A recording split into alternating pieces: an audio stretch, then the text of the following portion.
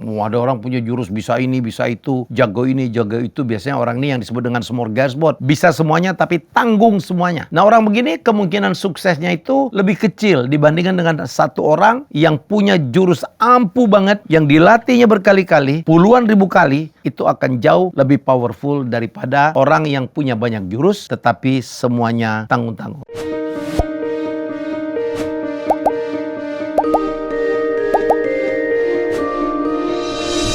Ya, kita boleh kagum ya dengan kemampuan martial art dari bintang-bintang laga, bintang-bintang kungfu ya, yang berasal dari China seperti Jet Li, siapa lagi? Ada Jackie Chan. Tapi sebenarnya kalau kita bicara The Master, raja dari bintang film laga dunia, kita tidak boleh melupakan Bruce Lee. Bruce Lee itu lahir pada 27 November tahun 1940 di San Francisco sebenarnya dia. Kemudian dia balik lagi ke Hong Kong dan di sanalah dia mengasah kemampuan, dia belajar street fighting, dia belajar macam-macam, dia belajar kungfu dan kemudian setelah dia balik lagi ke Amerika, ke San Francisco, kemudian Bruce Lee, ya idola luar biasa hingga saat ini, kemudian mengembangkan perguruan yang namanya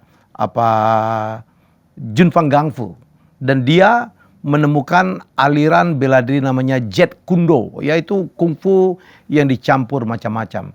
Dan nama Bruce Lee kemudian menjadi terkenal setelah dia menjadi bintang film series kayak Batman and Robin gitu, dan judulnya adalah The Green Hornet. Dia populer dan setelah itu jalur film layar lebar pun terbuka. Film-filmnya luar biasa ya. Ada The Big Boss. Sehingga dulu ada sepatunya Bruce Lee itu ya, sepatu yang nepek gitu dari kain, itu kita nyebutnya sepatu Big Boss atau sepatunya Bruce Lee. Zaman saya kecil itu top banget. Ada film The Way of the Dragon, Enter the Dragon, ya. Nggak banyak film yang dia bintangi, tapi wow, milenial. Dia pernah mengajak main Chuck Norris sebagai lawannya, yang kemudian menjadi seorang legenda dalam bintang film laga. Dan dia juga pernah mengundang satu orang pebasket yang tinggi banget badannya, yaitu Liu Alcindor atau Kareem Abdul-Jabbar untuk diajak, dan itu menambah popularitas dia. Sayang sekali dia kemudian meninggal ya. Orang bilang dia karena overdosis atau apa gitu. Tapi yang jelas, sebegitu hebatnya Bruce Lee yang menjembatani antara bela diri Asia dari China, dan bisa diserap, ditonton menjadi sebuah tontonan yang sangat luar biasa oleh masyarakat barat terutama Amerika. Ya, sebegitu hebatnya Bruce Lee itu punya beberapa kelemahan yang justru menjadi kekuatan dia. Ya, Bruce Lee dulu tuh ya kekuatannya menggila tuh, karena speednya dia bisa lonjok berapa kali gitu dalam 1 detik. Itu kehebatan Bruce Lee. Tapi orang nggak banyak tahu kalau Bruce Lee itu punya kelemahan satu, kakinya tuh pendek sebelah gitu ya. Jadi kakinya itu selisihnya 1 inci pendeknya. Jadi itulah mungkin yang membuat dia tendangannya jadi berbeda, karena dia bertumpu mengandalkan kepada salah satu kakinya ya. Jadi kaki yang lebih kuat berangkat menjadi tumpu, dan kaki satu laginya itu yang dia bisa menyerang gitu, itu Bruce Lee. Jadi sekali lagi saya ingin mengatakan bahwa kadang-kadang kelemahan kita adalah kekuatanmu, dan orang tidak banyak tahu ternyata Bruce Lee itu pandangannya buruk sekali. Dia -10 loh. Dia rabun jauh tuh, dan dia beraksi dia menggunakan soft land. Itu juga barangkali karena mempunyai soft land, dia rabun jauh yang membuat dia fokus kepada lawannya. Jadi sekali lagi saya mengatakan, seperti juga di Koping Ho, kelemahanmu adalah kekuatanmu. Dan jangan lupa kekuatanmu juga bisa menjadi kelemahanmu. Ada orang yang merasa kuat banget, hebat banget dalam bidang tertentu, sehingga dia kadang-kadang meremehkan orang lain. Dan disitulah dia kemungkinan akan menjadi cara jatuhnya dia. Dan banyak sekali sebenarnya quote-quote dari Bruce Lee yang saya tahu ya. Karena kita tahu Bruce Lee itu, dia tahu dia kakinya pendek sebelah, matanya rabun jauh ya, dia itu akhirnya melatih satu pukulan aja. Dia melatih memukul sansak itu 5.000 pukulan per hari. Selama 10 tahun. A decade katanya. Dia latih terus tuh 5.000 pukulan sehari, 5.000 pukulan sekali. Itulah yang kekuatan Bruce Lee. Dia sebenarnya cuma punya jurus mematikan satu aja. Tek. Pernah lihat ya, dia bisa mukul berhenti gitu, cuman berapa senti gitu dari sasaran. Dan dia latih luar biasa, kuatnya luar biasa. Dan Bruce Lee mengatakan, ya, dia sebenarnya dia mengaku ya, walaupun dia tendangan juga bagus, ya gerakannya bagus, tapi yang mematikan adalah pukulannya. Sekali lagi dia melatih 5.000 pukulan per hari. Dan itulah senjata terkuatnya. Karena Bruce Lee mengatakan begini, saya tidak takut kepada orang yang bisa melakukan atau mempunyai 10.000 jenis tendangan.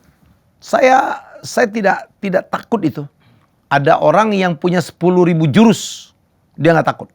Yang dia takut itu adalah kalau ada satu orang mempunyai satu pukulan saja, satu tendangan saja, tetapi dilatihnya 10.000 kali. Agak-agak kayak outlier ya. Jadi sekali lagi hebat betul Bruce Lee, dan itu seperti merepresentasi dirinya tuh. Ya, karena dia melakukan pukulan, tendangan 5.000 kali sehari selama 10 tahun. Dia mengatakan bahwa dia tidak takut dengan orang yang banyak jurus. Yang dia takut adalah orang yang punya satu jurus saja tetapi sudah dilatih puluhan ribu kali. Itu jauh lebih menakutkan. Jadi kita itu hidup ya teman-temanku, sahabat-sahabatku, nggak perlu kita punya banyak jurus. Ya, ada orang punya jurus bisa ini, bisa itu, jago ini, jago itu. Biasanya orang ini yang disebut dengan smorgasbord. Bisa semuanya tapi tanggung semuanya.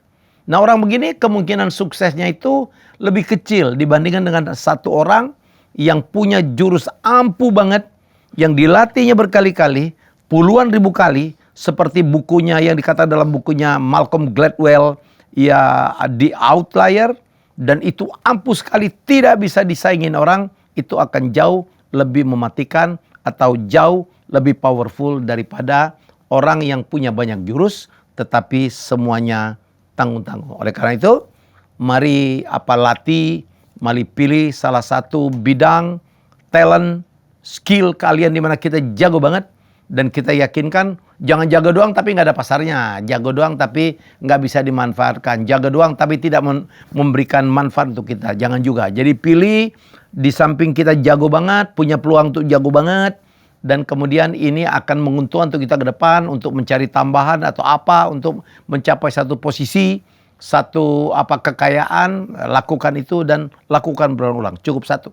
Kalau kita sukses di satu bidang, pintu yang lain akan terbuka. Dan saya sudah membuktikan. Saya dulu dari sekian banyak, saya bisa ini, bisa itu, bisa ini, bisa baca puisi, bisa menulis, ya ingatan saya lumayan kuat gitu. Tapi yang membuat saya populer cuma satu. Karena saya membuat kuis. Buat kuis, meledak. Kuis siapa berani. Dan setelah itu semua pintu terbuka. Semua pintu terbuka. Pintu bisnis, pintu politik, pintu dunia perfilman. Jadi menurut saya, sekali lagi ya, cukup kuasai satu kalian seperti kata Bruce Lee. Cukup aja. Dia punya tendangan dan pukulan yang dilatihnya 5.000 kali sehari. Ya, selama 10 tahun. Dan itu membuat Bruce Lee terkenal. Bukan karena dia semuanya bisa. Semoga tips ini menjadi sesuatu yang bermanfaat bagi teman-teman sekalian. Terima kasih sudah menonton Helmi Bicara. Jangan lupa untuk like, komen, share, dan subscribe.